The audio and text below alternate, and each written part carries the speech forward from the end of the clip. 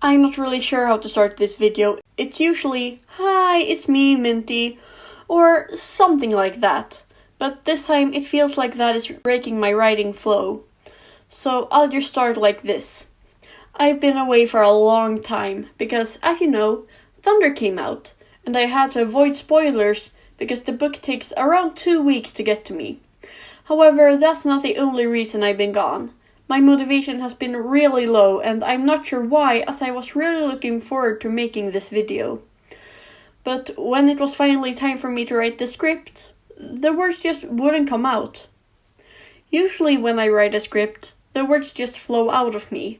I know exactly what I want to be said and in what way. But this time I just didn't know, and that made me really unmotivated. So I just want to take a quick moment to talk about it. If you don't want to listen to this, just go to this timestamp. It should be on the screen right now. My motivation is a pretty weird thing, as I'm sure it is for a lot of you too. There are times when I can write as much as 3 scripts in 1 week and just pump out videos. And then there are other times where it can take me a whole month just to lift up the pen. I don't know exactly why it fluctuates like this, but I'm sure it's normal. I'm a person who just cannot get anything done at all if I don't have any motivation. If it's schoolwork, I wait until the last second. If it's videos, I just wait until I get a sudden motivation kick again. No matter how good my video ideas are, or how outdated one would get if I wait too long. You can actually see in my uploads how inconsistent I am. I can upload 3 videos within like 2 weeks, and then just be gone for like 3 months. I actually think I was gone for a whole year once. How in the world do people stay here? But I guess that's all I wanted to say about that, so if I'm gone for a long time, please don't get scared.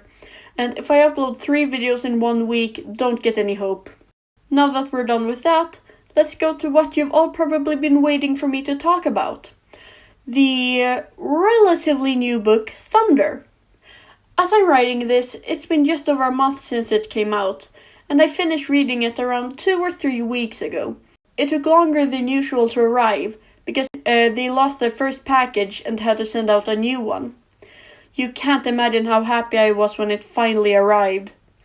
Let's talk about my thoughts on the book, because that's what you came here to hear. I'm not entirely sure how to feel about the book. It left me with the same kind of feeling as when I finished Sky. That being that it was the mediocre of mediocre. I just didn't really feel something. First of all, the book was way too condensed. Sunbeam, Frost, and Nightheart all needed more chapters than they got. They should have either made the book longer or changed around the beginning of the arc a little, so the events of Thunder could start somewhere in book 3 and finish in this one. Because more pages were needed for this book's story. Having just 8 chapters to tell all of Sunbeam's story and development was way too little. We should have seen more of Thunder Clan. Considering she's trying to get to know her clanmates, this would have been the perfect time to bring forward characters who haven't been mentioned much. Like Leafshade, for example, who was last mentioned briefly in The Place of No Stars. A book written in 2020, 3 years ago. Either she died, but the heirs forgot, like the reverse of Cold Mist and Cherry Tail, when they were dead for the first 3 books of the Broken Code. Or she's really introverted, to the point no one remembers her existence. Where are you, Leafshade? Please come back, you were actually kind of interesting. Do not disappear like this. I do really like how Sunbeam's story concluded in this book with her finding her place in Thunder Clan, and liking it there not because of Nightheart's company, but because of the connections she built with the others. Thunder Clan isn't her home because she's head over paws for Nightheart, it's her home because that's where she belongs, where she's happy. The way she stood up to her mother at the end was a good conclusion to this arc of her character. But as I mentioned before, more story was needed. The amount of pages she got to have weren't enough, and it felt like a lot was skipped over that shouldn't have been. I made a video on why I think Warriors should have only 2 main characters, and I'll sure do a more well-made remake of it soon. And I think this book is a perfect example of why only 2 main characters are needed, especially in this arc. Just like the other books in A Starless Clan so far, The meaningful drama has centered around Sunbeam and Frostpaw.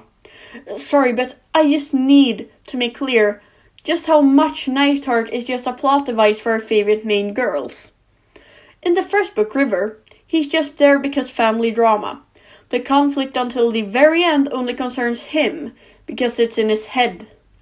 The book introduces his drama that the arc easily could go without, because it does not concern the overall plot. Meanwhile, Sunbeam's point of view is important because it introduces Berryheart, who is very much important to the overall story. Fringe Whisker, who joins Shadow Clan, is one of the first to switch clans with the new code, which is a big setup to the conflict surrounding the new warrior code.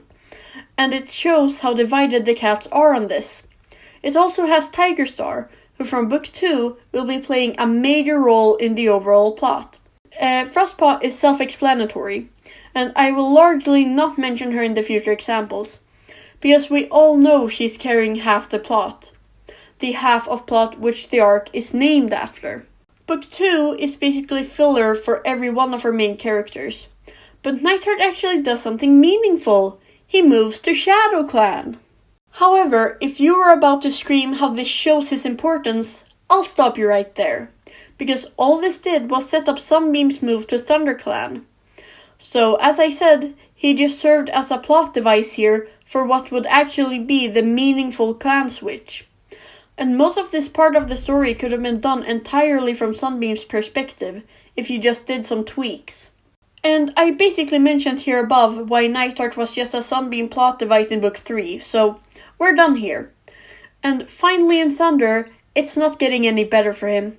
He served as a plot device to Sunbeam by leaving her alone in ThunderClan so she'd get character development. And his journey with Frostpaw could have easily been done with just Frostpaw's perspective. His whole thing was that he needed to learn how to play. And, of course, how to kidnap the park cat's favorite child. I'm sorry I did a whole essay on why Nightheart is a useless main character, but I really wanted to get all of that said. And while we're speaking of Nightheart and Frostpaw, I think we can smoothly move over and talk about their journey in Thunder. Because I have some things to say. That being, it was incredibly condensed, like super duper incredibly condensed. You thought Sunbeam's story was condensed? Just wait until you read the journey in the book. I can barely describe how irritated I am of this. And while I understand kidnapping Waffle, he is a fan-made character after all, why in the world was Wasp also brought back? Or is it Wasp, whatever? ThunderClan isn't exactly underpopulated. And it was from out of nowhere too. He was so forgettable. I actually had to look for him on the wiki, because when I started writing the script I thought, that other park cat who followed Frostway and Nightheart home, what was his name again? And I'm someone who remembers these cat names very well. You can name any character from the modern day clans, and I will know who that is. Honeyfur? Yeah, daughter of Lilyheart and Snowbush, warrior of ThunderClan and a bit of a bitch. Gorseclaw? Yeah, RiverClan warrior who found Reed Whisker's body. And what about these super forgettable non-ThunderClan characters from like Omen of the Stars and back? I know those too. Poundstail? RiverClan warrior who for some reason grew old super quickly. Copperpaw? RiverClan apprentice with a super cool name. I know that one. Geospots? Girl from WindClan who sure was there. Willowclaw? WindClan warrior with super cool name who never got mentioned in a book but definitely should have. Nutclaw? ShadowClan warrior who helped Holypaw fight off some WindClan warriors in the battle in Eclipse. And if you actually slightly remember that scene now after I mention it, you're weird, because Nutclaw doesn't exist. I made him up. But the point is, you couldn't tell, and yes, I wanted to brag about my knowledge of pointless fictional cats. However, the fact I actually remember them but not Wasp says a lot. Why does he need to come with? Unless he's dead by the end of the arc, I'm fully opposed to the idea of him being brought to ThunderClan. What I think is that the journey should have started earlier in the book. It started at around chapter 10, I think. Around 1/3 of the book was finished, if not more. It should have started, in my opinion, around chapter 5 or 6 at latest, with how much they wanted to fit into the story. And I know that it would have been hard to do, But perhaps not if there were, say, only 2 main characters. This book isn't all disappointments though. There are some positives, however small they might be. I'm glad that more of the minor characters in ThunderClan have finally gotten characterization. Mainly Myrtle Bloom and Bayshine. They played a minor role before, but now are more established characters, which I really like. And also, since we were Plumstone and Yuna's friends, I think that was a good addition, though a bit too much on the nose. I've missed having established friendships in the clans. The background characters getting these small things added to them really makes the world feel more alive. And I like that Sunbeam had an antagonist in this, who wanted to make her life hard. Though I think that person shouldn't have been Cherryfall. Cherryfall always struck me as someone more respectful. She has always been clearly more on the conservative side of things, even before this. But she never went to lengths like this to get her way.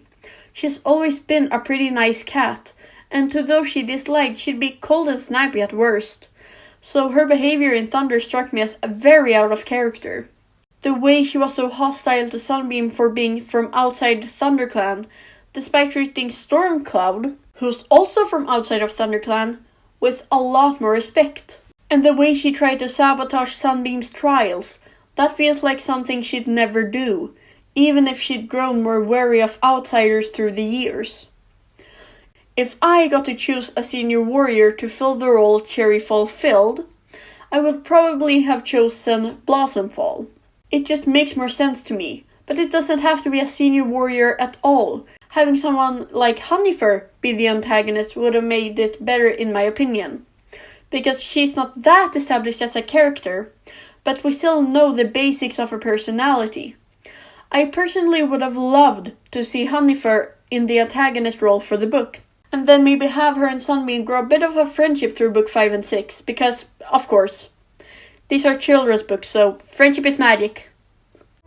So try again, make new friends, and if something that you can't control happens that changes things, work through it together. That's what friendship is. And it's not just my friendships that are important to Equestria, every pony's are. When yours ended, it led us here. But just imagine all the others that are out there waiting for you if you just give them a chance. How do I know they won't all end the same way? I guess it's up to you to make sure they don't.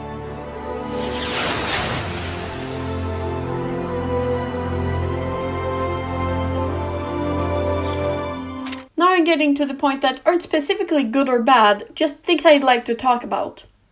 First of all, Squirrel Star. I really see a lot of story potential coming with her leadership. Brambleclaw is someone who is a lot calmer and laid back when something happens. Squirrel Star is in some ways the opposite. She's very outspoken. When she disagrees with you, she will make that clear.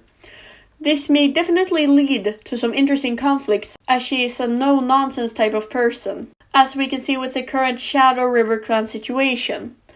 Brambleclaw was more diplomatic about it, but Squirrel Star came in guns firing. And this is something I think is very good, not because war is good, even for fictional cats, but because this creates good story. She also doesn't just sit back and wait to speak with someone. She's very direct, so I can see her going on some missions to other clans to sort things out. And this can let us look into the clans more. And if our main characters can see other clans more, maybe some friendships will arise. I miss old cross-clan friendships that weren't between 2 main characters. And I would love if a friendship like that happened again. The last point I'll bring up is about the ending of the book, Berryheart's exile. You know, based on the Wind blurb, I thought she'd done something absolutely horrible. I thought maybe she killed French Whisker, or perhaps Tigerstar found out about her splash tail plot. But no. She was exiled because she exercised her right to free speech. I'm not even kidding. Unless I missed something in the text, that's what she was exiled for. She wanted to start a vote to oust Tigerstar from leadership, which is her right to do. And when that failed, Tigerstar was like, if I'm so bad, maybe you should leave, heh heh heh. And like, while I disagree with Berryheart, and disagree a lot, I can still acknowledge that she didn't do anything illegal. In fact, What she did was her 10th Amendment right in the Kitty Constitution. So her exile really doesn't make any sense.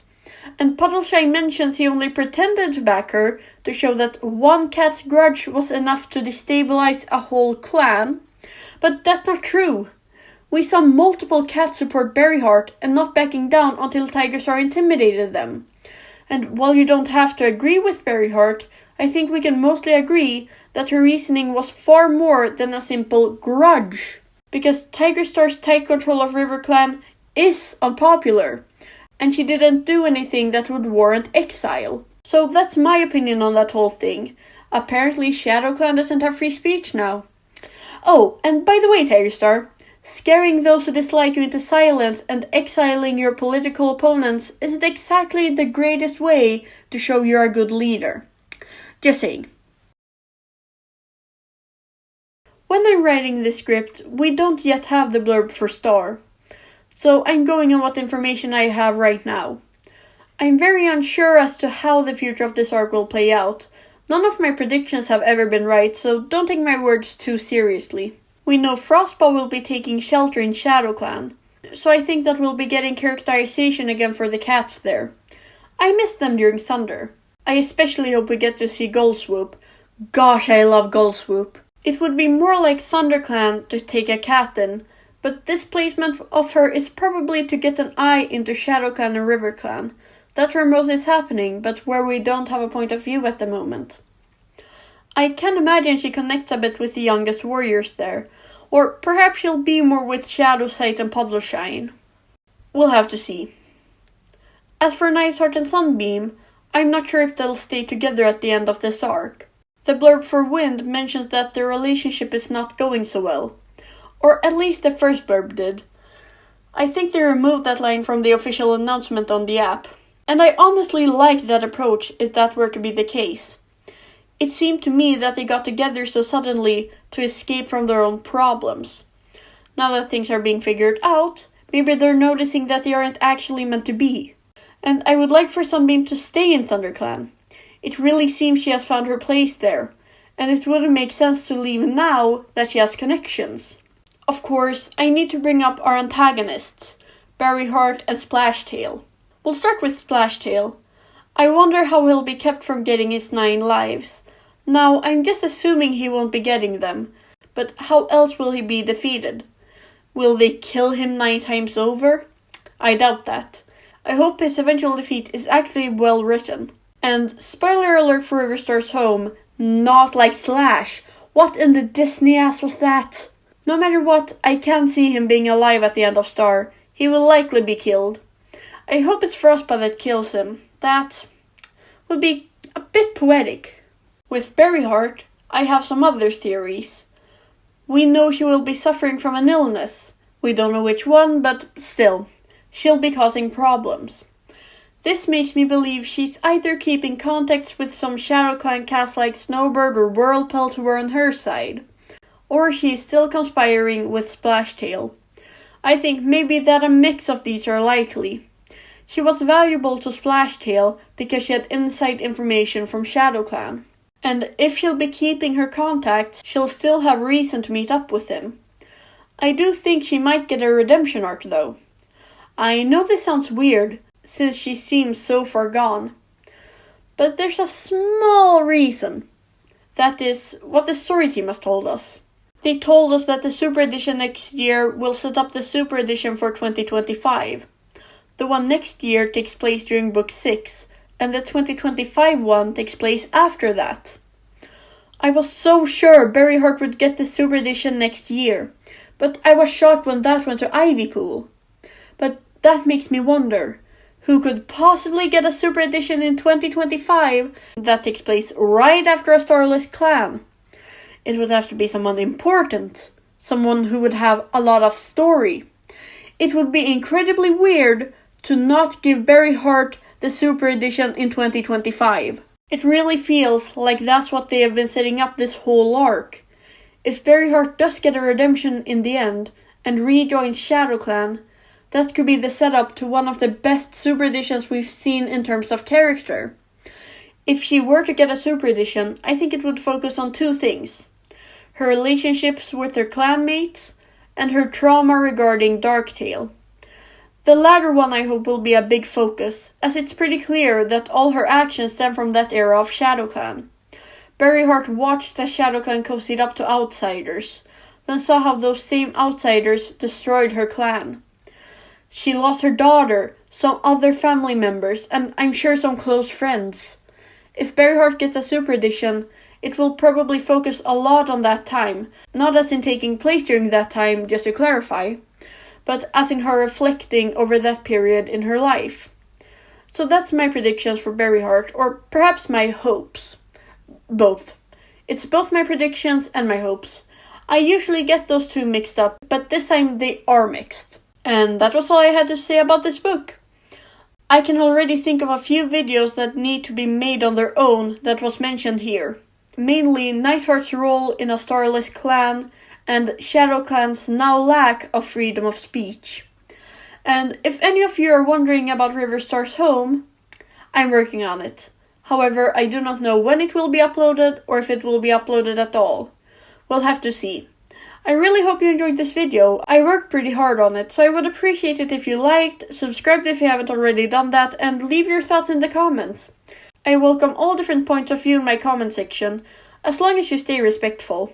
And with that, take care, and I'll see you in the next video. Haha, I sure showed my clan what a great leader I am by exiling my main opponent for not thinking I was a great leader.